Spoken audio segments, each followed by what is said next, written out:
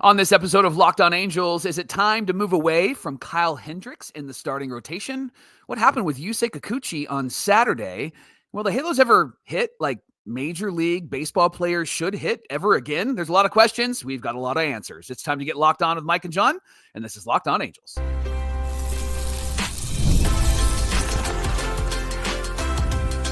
You are Locked On Angels, your daily Los Angeles Angels podcast. Part of the Locked On Podcast Network, your team every day. Thanks for making Locked On Angels your first listen of the day. You can find us anywhere you get your podcasts, including Apple Podcasts, Spotify, and SiriusXM by searching Locked On Angels. And if you'd like to give back to the Super Halo Bros for all the Super Halo content, here's some things that you can do. Leave us a rate and a review on Apple Podcasts. If you're watching on YouTube, hit that thumbs up button. And if you're not subscribed already, please subscribe and become a Locked On Everydayer. And whether you're watching or listening, come over to YouTube, leave a comment. It's one of the best ways to get in touch with us and be a part of the conversation. And did you know your Fire TV is also an Xbox? Turn your TV into a gaming and entertainment hub with Fire TV Stick 4K devices. No console required. Just head to Amazon.com/Fire TV Locked On to get started. Xbox Game Pass Ultimate subscription and compatibility controller required. Hey, you sold me on that. Thanks for being here for this episode of Locked On Angels, where it's your team every day. You've got the Frisch Brothers here with you, a.k.a. the Super Halo Bros. My name is John, and that's my brother Mike. And my name is Mike, and that's my brother John. Hey, we've been fans of this team our whole lives, and we've been through them with thick and thin, and you've heard me say it before. It's a lot of thin, Michael, especially the last 10 years. However, we're here talking Angels baseball with you Monday through Friday, every single weekday.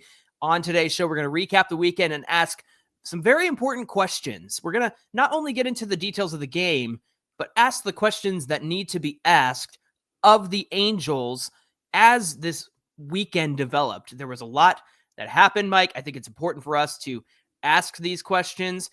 We'll start with Friday's game where the Angels lost 11-4.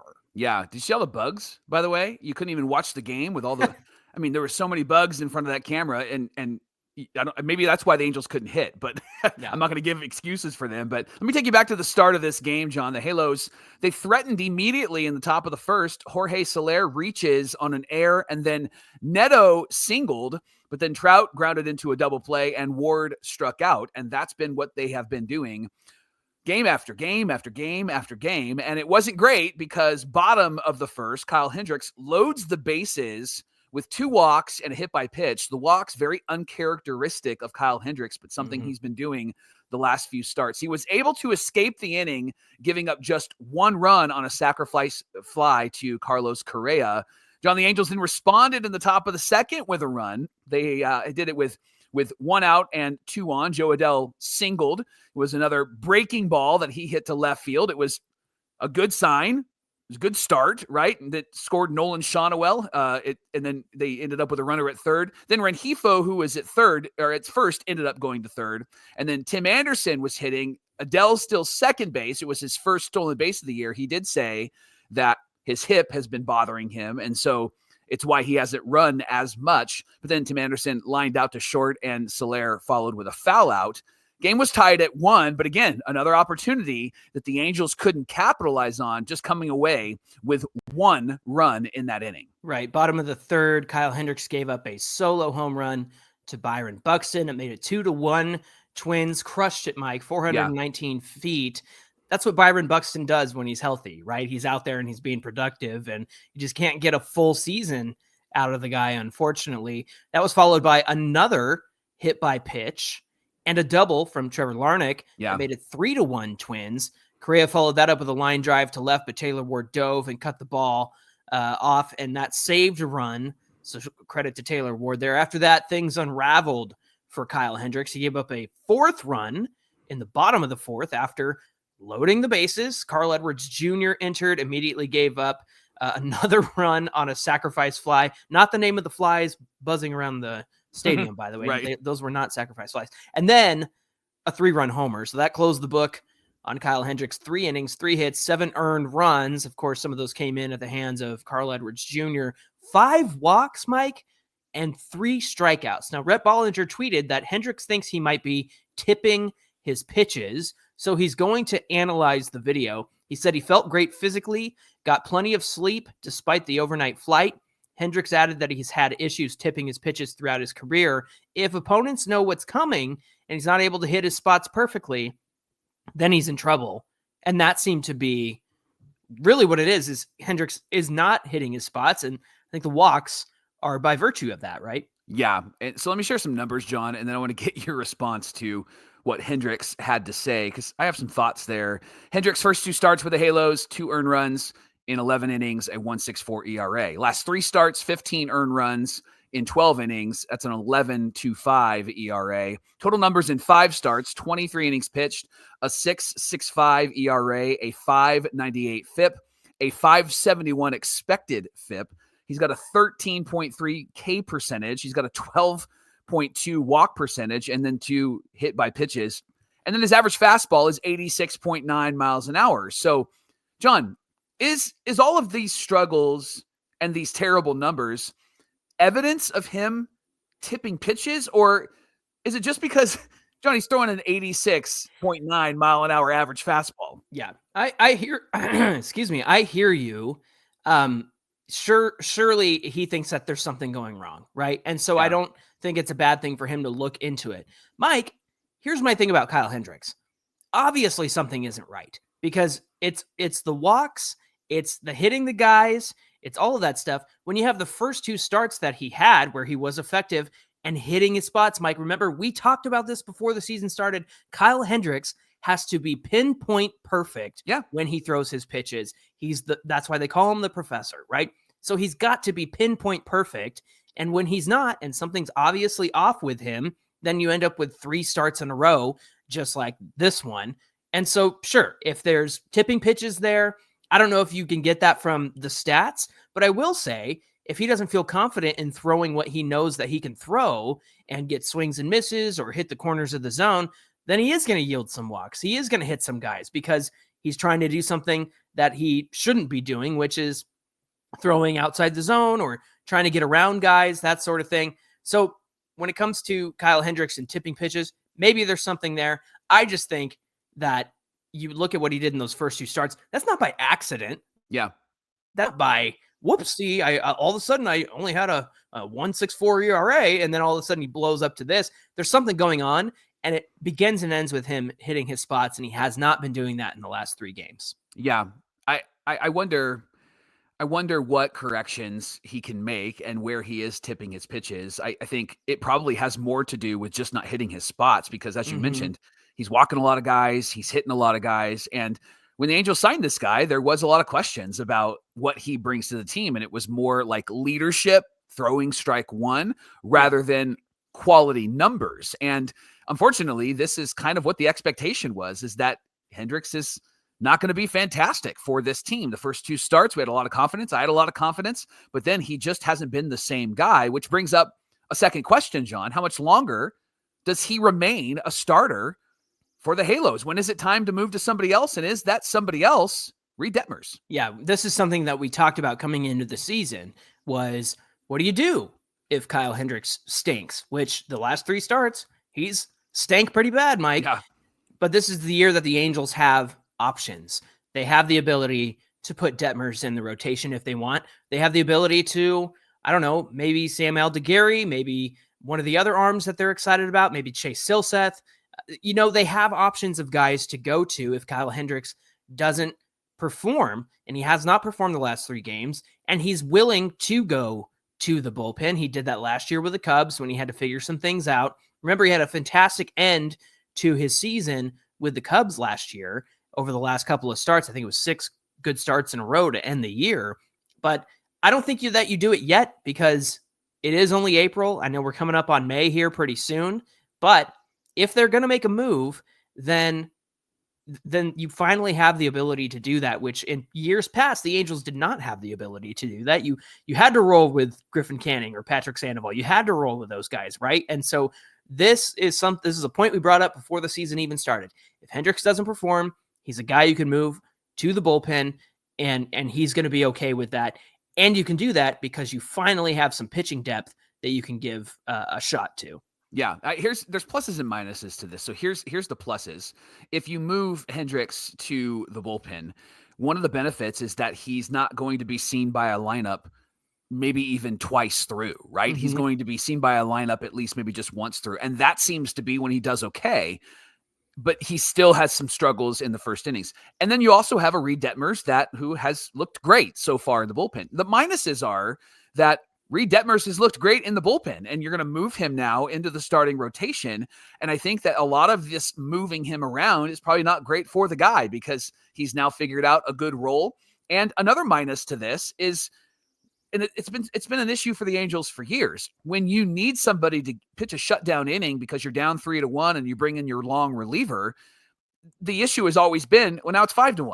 Now it's 6-1, right? And the Angels just don't come back. You need what they've been doing the last couple of games, and what they've been doing is Reed Detmers comes in and he's been able to, for the most part, hold it down, and other guys have been able to hold it down. So you're really, it's going to be a tension point. I don't think that they make a move because it is April still, moving into May. I think that they give Hendricks a few more starts before they start to make those adjustments. And I don't think the adjustment is going to be a huge adjustment. I think they're just going to swap Reed Detmers for Kyle Hendricks. I don't think they'll go after an Altaguiri or a Caden Dana. I think that they just swap those two guys because it still feels pretty early in the season. Yeah, if they're going to make a move, I don't think it's going to be a dramatic move. I think it'll be a 1-to-1 thing. Now, the Angels out-hit the Twins 10 hits to 8 hits, but they lost 11-4.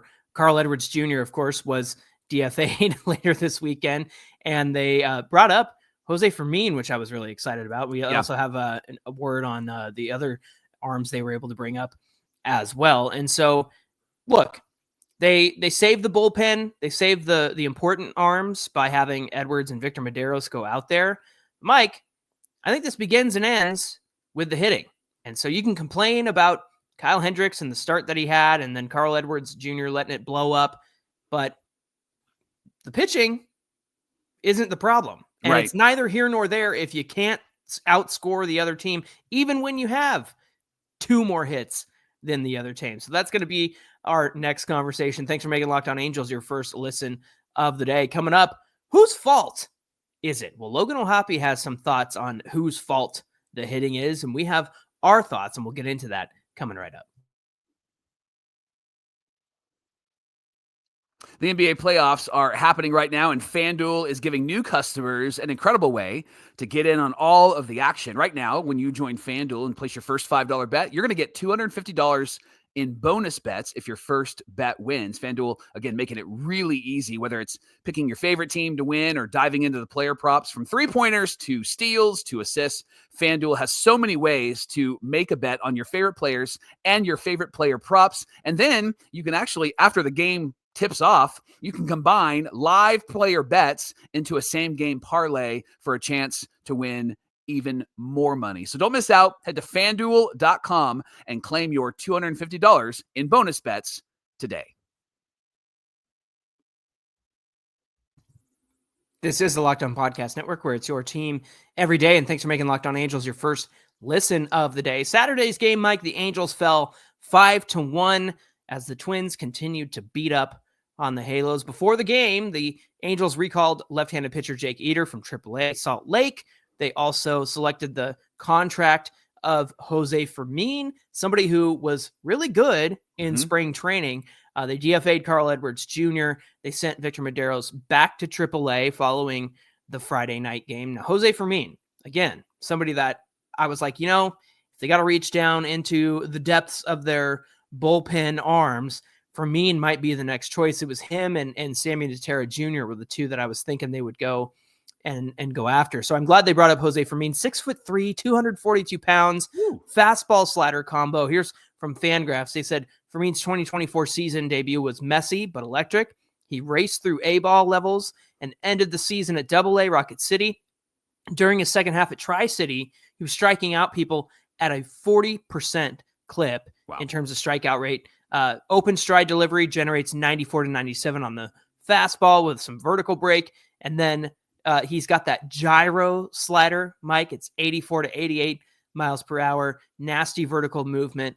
And, for throwing a slider that gets up to 88, It's got a lot of good vertical movement on there. So far in AA, Fermin has done what he's needed to do to be called up. He had a 1.13 ERA, a 0.5 whip, just half a person getting on base at a time. Where's the rest of them? And then a 15-1 K to walk ratio. Wow. So you love that. And that was across 8 innings at AA. He got into this game in the 7th inning, pitched an inning, walked 1, and struck out 2. Now, the only guys who came ready to play on offense was Zach Neto, right, Mike? Yeah. Is a gyro slider edible?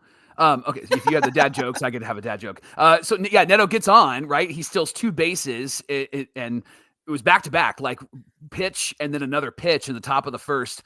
And as soon as I saw that, I put in the notes, John, can we just keep doing this? Yeah. Because this is a part of the game that the Angels just haven't done. He's clearly ticked off about this too. Like he's wearing it. And that's the thing is like, Neto, bro, you've been here a week. Yeah. And I would say it's not really your fault, man, because you seem like you're the only one putting in effort out there and actually trying to change your approach at the plate and making good plays on defense. Mike, I got to look something up about Neto. So you continue on your thought. I got to look something up real fast. Well, he stole a third base in the top of the 6th, and watching him run the bases, it just is a reminder that the Angels have just been anchored to the base. They haven't tried too many stolen bases, and it's probably because they're striking out a lot, but maybe perhaps if you put a little pressure on the bases, it might put a little pressure on the pitcher, and it would give the batter maybe something better to hit, or there would be a mistake made, but none of those decisions were made all weekend long, and it was frustrating because this is a team that I think could be great on the base pass and could be great in stealing bags. However, both times Neto stole some bases, he couldn't score. The Angels didn't get him home, and that was really, really frustrating. What'd you find? I found what I was looking for. According to Baseball Reference, this is B WAR or Reference WAR, R WAR. Zach Neto has the most WAR on the team offensively at 0.9. Wow. He's leading the team in just 8 games, Mike. He's accumulated more WAR than the rest of anybody else on the team. The second highest is Kyron Paris with 0.8.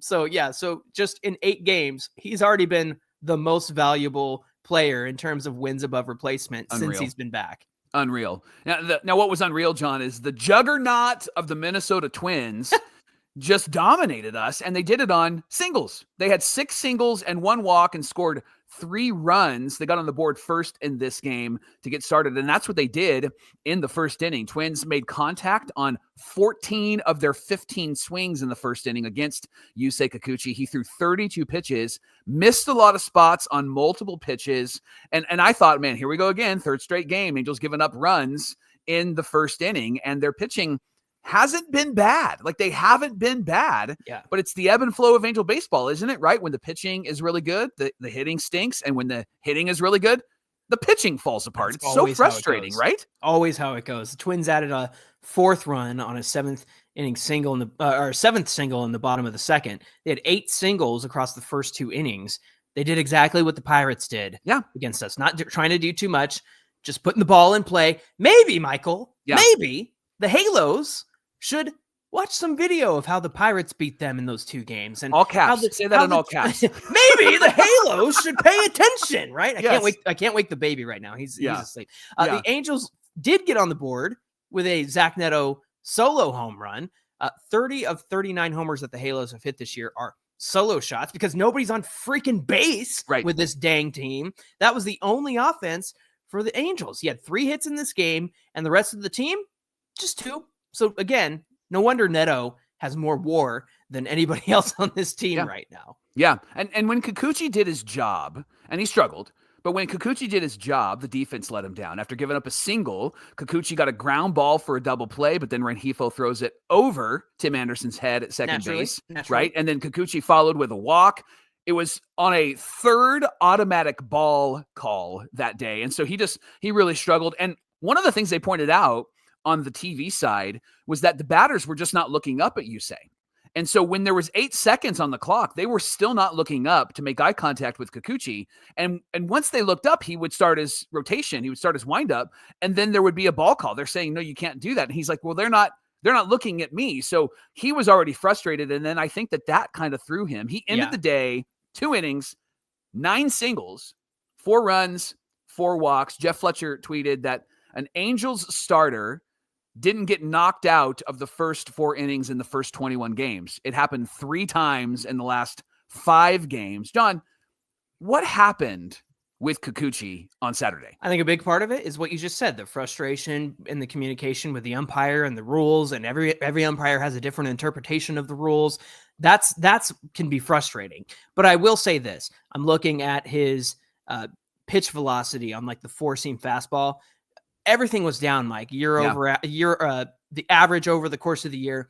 All the velocities on his pitches were down. The 4-seam was down, the slider was down, the curveball was down. And sometimes, a slow curveball is not a bad thing, but you need it to hit the typical velocity that you hit at, because that's what makes it break the way that you want it to. And so he's averaging 77 miles an hour on it when he typically throws it at 79 miles an hour. So almost 80 miles an hour on his curveball. So things were just not working the way that he wanted them to. But Mike, it's neither here nor there. I saw people complaining about Hendricks. I saw people complain about Kikuchi, but what does it matter if this team isn't hitting? Because for the most part, other than, the last 3 starts, Hendricks had 2 great starts. Kikuchi's kept this team in the game every time he's gone out there. And even in this struggle, it's still a reasonably close game, right? That the Angels should be able to overcome it. And so it just frustrates me that, people said this is what happens when you sign low quality starters like Kikuchi and Hendricks. Well, how about we get some high quality hitting? Because that's been the big issue here. Well, and let me jump to this. Angels struck out 13 times, so they're obviously horrible when it comes to that. We got a great stat for you next segment. But there were calls for Johnny Washington's job, and Logan O'Hoppe said, I think that this funk is just easy for people to point fingers at, and honestly, it's the wrong people. It's not Jay Wash's fault. It's not Lakers' fault. It's not Nixie's fault.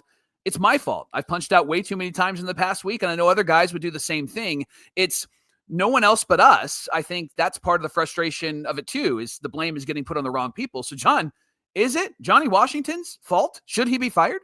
Logan, I love you, babe, but it's not your fault. Okay. And I understand that you're being the good team player, the captain, right? Like, I understand your role in this. Mike, it reminds me of when Zach Neto said, yeah, we love having Anthony Rendon around last year. And everyone went, okay, Zach, you're just being nice. And I think this is a case of Logan O'Hoppe being nice, because, Mike, here's the thing. The Monstars didn't come and suck the talent out of the entire lineup over the last week. Nice right? pull. That was good. Thank you. Because these are talented players. We know they're talented players. We've seen what they can do. Here's what I have lived and died by since you said it last week. Everybody in this lineup looks like a Soler, or a Trout. The only one who looks different is Zach Neto, because he just came back. So, Mike, this is a fundamental. You are trying to squeeze 9 different kinds of hitters into the same box, and you're trying to squeeze them through a little tiny walkway, and they all can't fit through that walkway. So for Logan, I appreciate him having the back of his team. He's not going to badmouth anybody. He's not going to say anything bad. But the truth is this: everybody looks the same up there.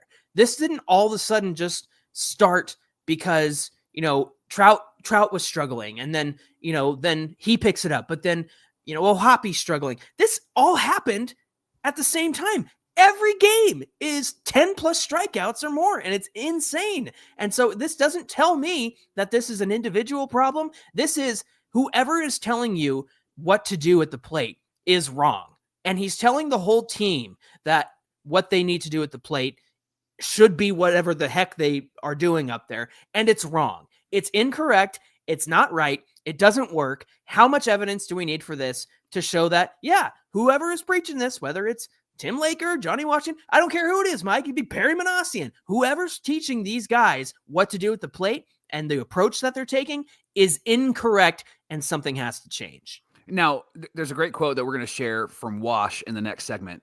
And he brings up a point, and I just want to tease it, and then we'll talk about it. Like, at what point do the hitters just need to do their own thing? And do you think that they will do their own thing, or will they not do their own thing because they're young, because they're trying to honor their coaches? Do you think that that's probably the tension that they're riding right now? What do you think? Yeah, I think they need to do their own thing, and that's actually a thought that I had before Wash had that quote. It was like, when do these guys stop listening to whatever it is that they're being told and go back to knowing what they do well, right? I think Zach Neto is an example of that. I think somebody like Taylor Ward, probably he's been around this Angels club so long. I don't know that he knows what to do, Mike. I don't know that he knows how to be a great hitter other than doing what he's told, but I'm picking on him. I don't know if I should be or not, but that's just an example of a guy who's been around a long time. So for me, I don't think it's a young person's thing. I think that these guys need to go with what works. They need to read the room and read the moment, because when you have pitches that you could take the other way, are they doing it? Not very often. If they are, they're getting pretty lucky. But to me, everybody looks like Matt Thaiss up there. Same swing, same bat trajectory, all that stuff. And again, you said it last week. Everybody looks like the same type of hitter. There's no variety. There's no variance. And so I think it's important for these guys to get out of that slump and take matters into your own hands, because again, whoever is telling you what to do up there and saying, trust the process and trust the approach and trust this and trust that, forget it, because it doesn't work. It hasn't worked for 2 weeks. Here we are sitting here under 500 in last place because whoever they're listening to at the plate doesn't know what they're doing. How about some last-minute deals? How about all-in pricing and maybe even the lowest price guarantee? That's what Game Time brings to you when you're buying tickets, especially for baseball, if you actually want to go and play baseball. The tickets drop actually before the game gets closer, and then Game Time will show you those tickets and help you score an incredible deal. Now, they have this feature called Game Time picks, and it's going to filter out all of the fluff and the nonsense that you don't want, the seats that you don't want. Can the they filter out Johnny Washington and the hitting instructors? I don't know. That Game Time's pretty awesome. Maybe they're not that awesome yet, but you can take the guesswork out of all of the buying ticket process with Game Time. You can download their app, create an account, use our promo code LOCKEDONMLB for $20 off your first purchase. Again, you download their app, create an account, use our promo code LOCKEDONMLB for $20 off. Download Game Time today. Last-minute tickets, lowest prices guaranteed. Well, the Minnesota Twins completed the sweep on Sunday. Angels lost 5-0. Did I watch a repeat? Was this a repeat episode, Mike? Because it was the same issue as the previous game. Strikeouts, non-competitive at-bats, pitching was good, and the hitting was pathetic. Now, I will say, Joe Ryan is, as a baseball fan, I really like that guy. I think he's in for a great season. He's shown that he is a great pitcher in the past. But the thing is, Jose Soriano started out really well in this one too. But again, the Angels scored a total of 5 runs across this series, just 4 walks. They forgot how to take a walk. Maybe they should listen to that Passion Pit song, take a walk, take a walk. Just play that over and over in the clubhouse. Mike, 36 strikeouts. 4-11 since their 8-4 start. During the last 15 games, they've reached double-digit strikeouts in 12 games. Wow. They've struck out in 32.7% of their plate appearances. They've batted 188, and they've been averaging 2.3 runs per game. Wash said, once they leave what's being told to them and step into the batter's box, it's totally up to them. We can't hit for them. All we can do is give them the work, get them in the right direction, and they've got to take care of the rest. It's not happening now, and it's not just 1 or 2 people. This is up and down the lineup. To me, I don't know if that's a knock on what the players are doing in the batter's box, or if it's a knock on this coaching staff that Ron Washington is in charge of, because he's essentially saying, once they're in that box, it's up to them what they want to do. And if it were me saying these words, I would say, do what you need to do to get on base. Stop listening to the approach, the practice, the philosophy, because it's not working, and it hasn't worked for 2 weeks now. Well, and you just watched the Pirates and you watched the Twins, who came in both light hitting teams without any power, terrible record, and you watched them tear the Angels apart. And how'd they do it, John? They did it with singles. They did it with a bloop. They did it with a little knock into right field or a little knock into left field. By the way, can we stop doing the shading thing? The defense shading? No kidding. I mean, we're leading the league. I think we're second in the league in shading percentage, which is like a shift, but it's not a shift. And every time they shade, the opposing hitters are finding the holes. Yeah. And so let's just play straight up because right now our defense isn't great and we're struggling. So let's just play straight up. I will give it to Wash. He has made some moves trying to adjust the lineup and trying to help there. But this quote is really interesting to me, John, because he's saying to us that we've given them what they need. We've given them the strategy, but they have to go up there and they have to take care of it. And it's not just one person, it's everybody. To me, Wash, you just said it's our fault. We own some of that because we're messing with everybody. It's not just Trout struggling, it's everybody struggling, really, outside of Zach Neto. So I don't think that he understands what he said here, or maybe he's smarter than I am and he actually knows what he said here, but he's right in that these players need to come through. He's right in that these players need to choke up and slap the ball around. But I do think that they have the philosophy pounded into their heads, what they're going to do. And quite honestly, they need to do what Reed Detmers did a couple of years ago with Matt Wise as the pitching coach, where he was like, I'm going to hold the pitch this way and not that way and see what happens. And it ended up being successful for him. That was around the same time that Matt Wise said, I really think that you're a pitch to contact guy and not a swing and a miss guy. Right. And so he had to figure that out. Unfortunately, it feels like right now in this time, we're back to that. And that's super frustrating. But ultimately, John, decisions maybe need to be made. And so in your mind, what decision or decisions need to be made right now? It's two. I think I said it the other day.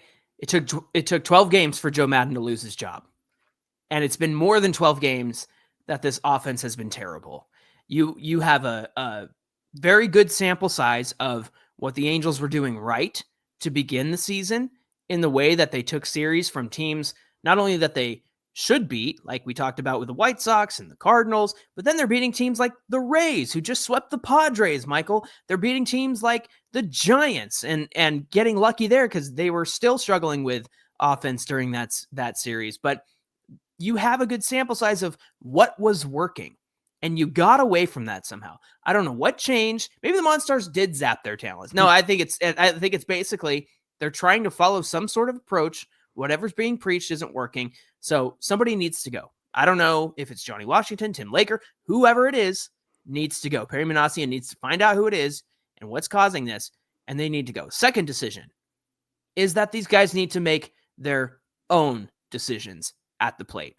You don't need to listen to who's telling you to, you got to wait for a pitch. You got to wait for your pitch right there. We're going to talk about the Sam Blum interview with Johnny Washington tomorrow. We're going to break that down. But let me tell you that there are so many red flags in that interview. He didn't say a lot of specifics or a lot of details. Mike, there are so many red flags that jumped out at me that made me go, well, there's the problem. There's the issue. And part of that, and it'll be a tease for tomorrow, part of that is waiting for the perfect pitch. They're sitting there and waiting for the exact right pitch to come to them. And you know what good pitchers do? They don't give you the perfect pitch. They don't give you the exact right pitch that you're waiting for. So what do? You have to adjust. You've got to go with it. You've got to hit it the other way. You've got to lay off it. Take some dang walks, for goodness sake. 4 walks in the series, Michael. Good grief. And so Kyle Hendricks almost came to that many hit by pitches in his start. So it's just like, what are we doing here, guys? So for me, somebody's got to go in the coaching staff, and these guys need to make their own decisions at the plate. I cannot wait to talk about that article tomorrow. Thanks for making Locked On Angels your first listen of the day. For your second listen, check out the new Locked On MLB Game Night. Every game, every night, all season long. You can get local analysis on a national scale, and you'll find my brother John on there talking about other teams because talking about our team is really frustrating. You can find Game Night on YouTube or wherever you get your podcasts. Hey, be sure you give us a follow on Twitter at Locked On Angels and at Super Halo Bros on Twitter and Instagram. Whether you're watching or listening, come on over to YouTube, find today's show, get in the comments section. I know everybody was like, oh, I can't wait to hear what the Halo Bros have to say on Monday. Well, you got it, and it's not great, and we're not happy about it. But again, my big takeaway here, Mike, is What does it matter what Kikuchi does or Hendricks does if Right. you're not going to hit and you're going to strike out 14,000 times? Well, and doesn't matter to me. There was a Wash comment where he said, the defense, if they didn't make that error in the game on Sunday, Renjifo's error, it still would have been 1-0. Yeah, and you still didn't score any You runs. still would have lost. Yeah, Right. exactly. You still would have lost. Anyway, Unreal. we teased it, but let's get into the details. What are we talking about tomorrow? Yeah, we got that article. Sam Blum talked with Johnny Washington about the hitting, and Johnny's responses were really interesting. John, my brother John, sent me a text, and it was awesome. It was just one of those long texts where the dots were just blinking. I was like, oh, he's fired up. And so we're going to bring fired up John and calm down John, Mike, tomorrow on Locked On Angels. There we go. Yeah, we certainly need that around here. All right, friends, we hope you'll come back and join us. Until then, my name is John, and that's my brother Mike. And my name is Mike, and that's my brother John. Thanks for being here with us, everybody, and we'll see you back here on Tuesday.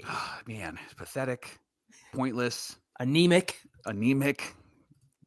poopy. Stupid.